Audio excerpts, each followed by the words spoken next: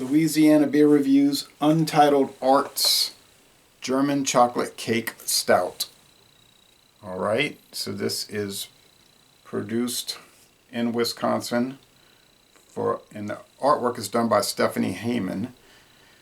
It's produced in Wisconsin for Untitled Art Brewing Company. It is a pastry stout with cocoa nibs, coconut, and pecan nut flavor.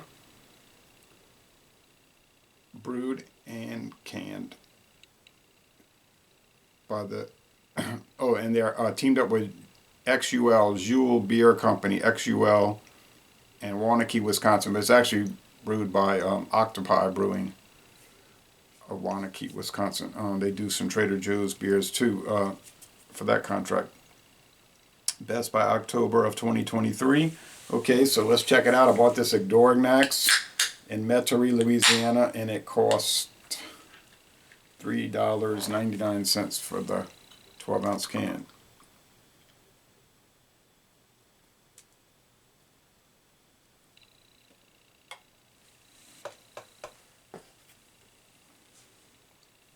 The appearance is dark brown, but as the dim light outside is shining through a bit, I can pick up brown, transparent brown, and there's some bubbles there, and foam at the top, beige foam.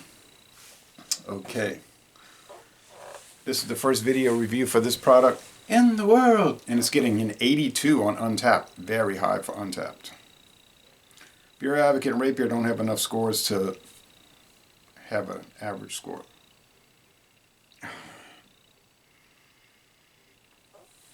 Smell the coconut.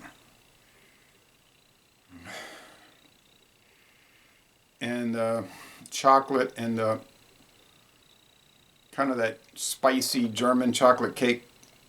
Something, I don't know, dark malt. It's hard to say, but it smells great. Let's go with the taste. Cheers.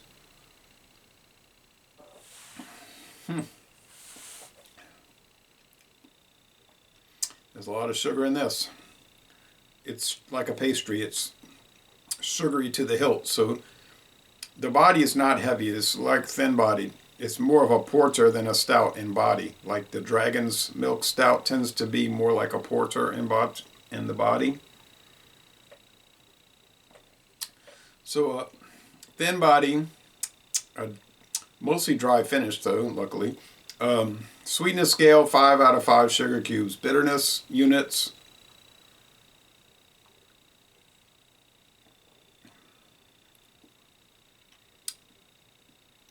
two and a half out of 5 hop cones. So it has enough bitterness to help it out there. It's probably 40 IBUs. On the chocolatey scale, it's 4.5 out of 5 chocolate bars. Yeah, there's a little pecan flavor, or some people call them pecans. Some people around here say pecans. So some pecan. I have a pecan tree out there in the yard, and I never can get the pecans because the squirrels eat them all.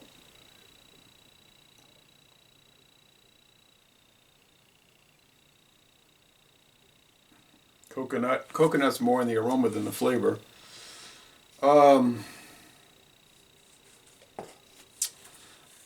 8% alcohol is fine. I would like to see an imperial version. I guess 8% is getting into imperial stout, so never mind that.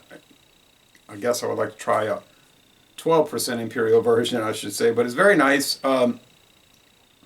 Similar in vein to what Abita did with their chocolate dough bash cake stout, also at 8%. If you did these two side by side, you would notice they're very similar, except the dough bash cake stout is a heavier body, not so thin like this. So how would I score this?